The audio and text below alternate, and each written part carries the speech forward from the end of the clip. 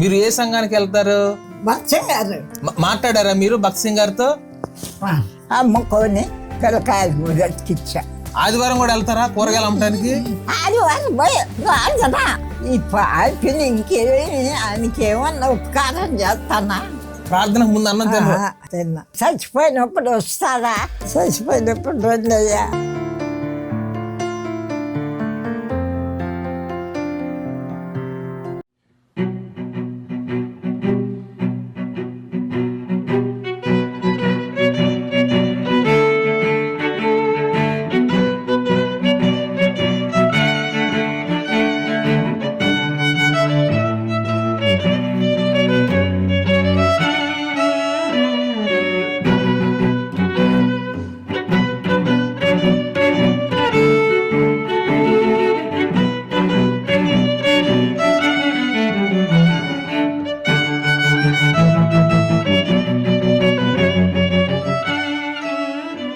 ప్రభువైన యేసుక్రీస్తు నామమునకు మహిమ ఘనత ప్రభావం కలుగును గాక.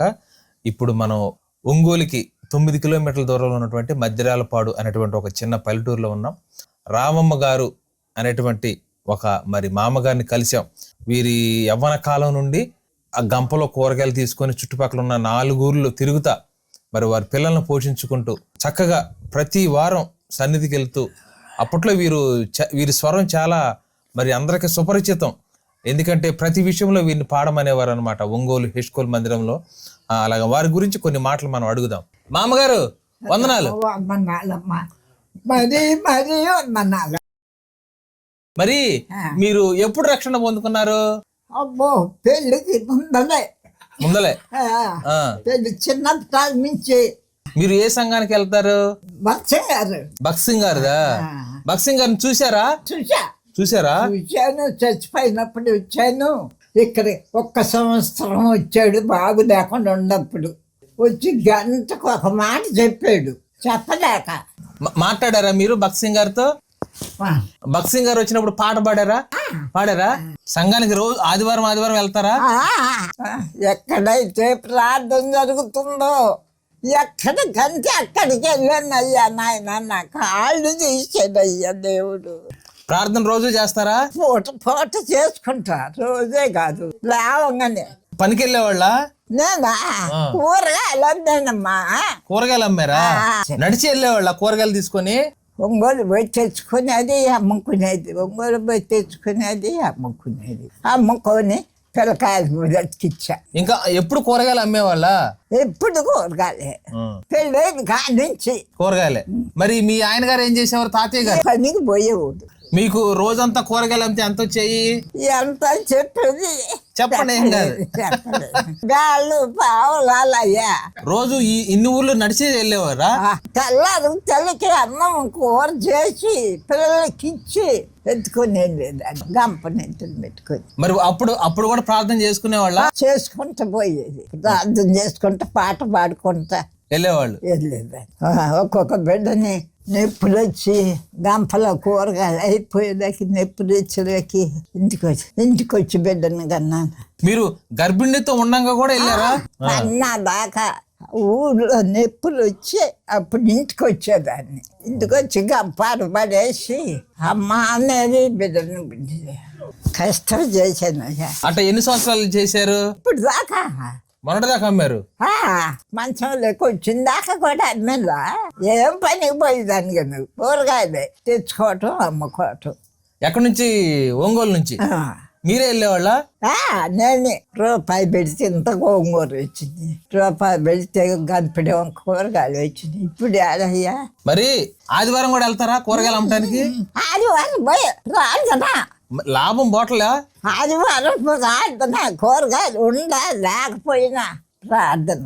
మరి ఇప్పుడు నిన్న తెచ్చిన కూరగాయలు కుళ్ళిపోతాయి కదా ఆదివారం? పోతే పోయినాయి కాక ఆయన ప్రార్థనకి వెళ్ళిపోతావు.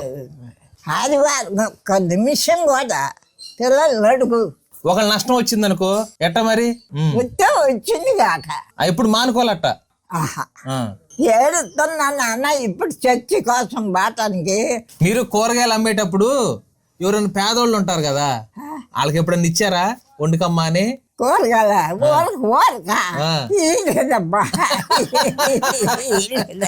అదైతుంది.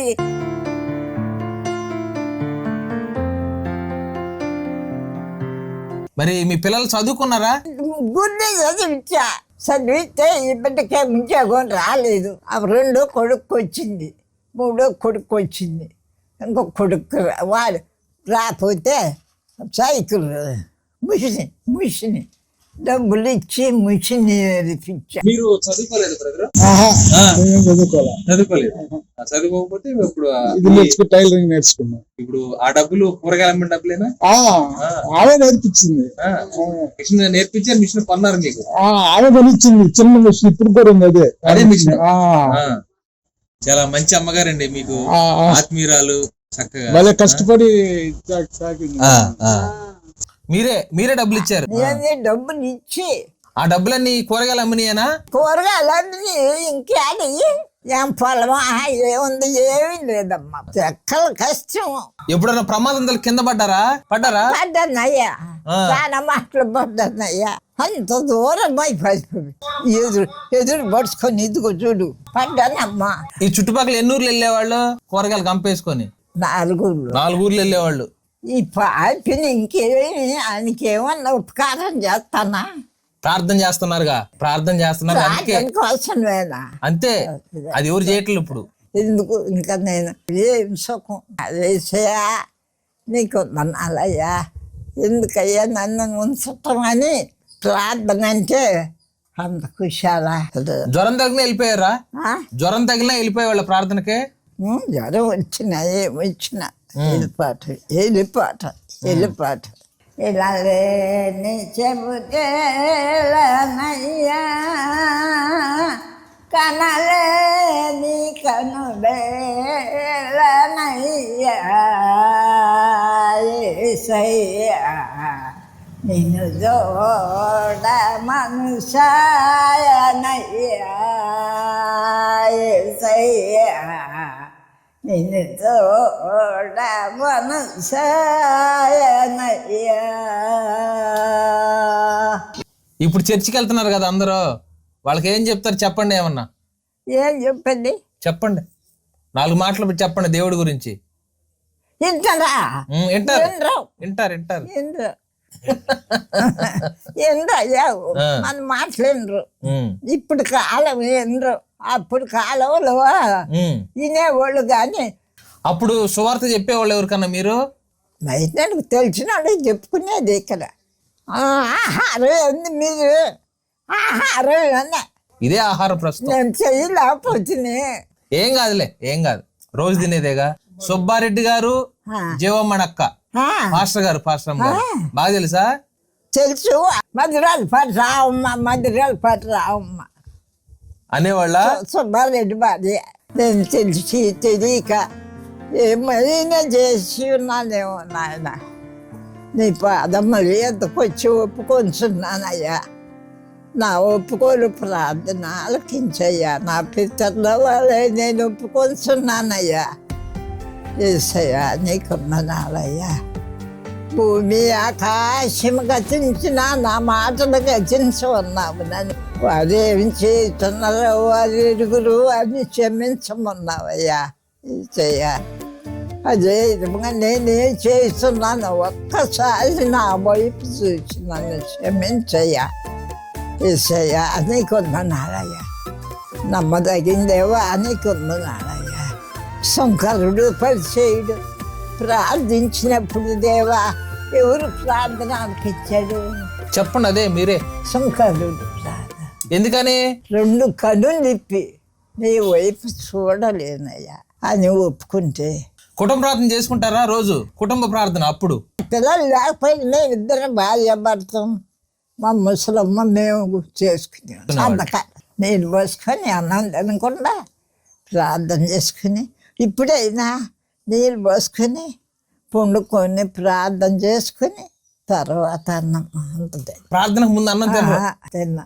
నీళ్ళు పోసుకొని ప్రార్థన చేసుకొని అప్పుడు ఒక ముద్ద. అది ప్రార్థన చేయండి మా కోసం. అది చచ్చిపోయినప్పుడు వస్తారా?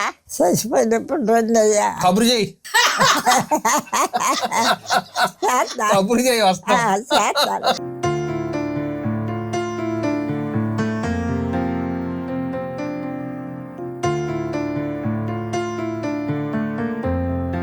అయ్యా ఒక చెప్పుకయ్యా ప్రార్థన అమ్మా అమ్మ నేనా వద్దు వద్దు వద్దు చేయండి చేయండి. మహామున్నతుడా మహాగలుడా నిత్య నివాసైన దేవా నీ కొందనాలు చెప్పుకుంటున్నానయ్యా నాయన ఈ సాయంకాల సమయంలో నీ పాదమ్మలు ఎదుట చేరి నాయన అనేది అన్నిటి నాకు ఇచ్చినందుకు నీకు లేని వందనాలు చెప్పుకుంటున్నానయ్యా నాయన గుండె చెదిరిన వాడిని బాగు చేస్తానన్నావు చేస్తున్నావు అయ్యా నిన్న నేడు ఏక రీతికుండా దేవుడు నాయన తండ్రి నాయన నేను ఎవరినైతే ప్రార్థించలేదో దేవా నన్ను దయతో క్షమించయ్యా ఆమేన్ ఆమేన్. ఆమేన్. హైదరాబాదేనా హైదరాబాద్ కొంచెం కొద్దిగా అవతల విజయవాడ. యేసయ్యా నీవు లేక ఉండలేముగా, నీవు తోడుంటే మా బ్రతుకు పండగేనుగా. యేసయ్యా నీవు లేక ఎండమావిగా, నీవు తోడుంటే మా గుండె నిండు బావిగా మలిగిన దీప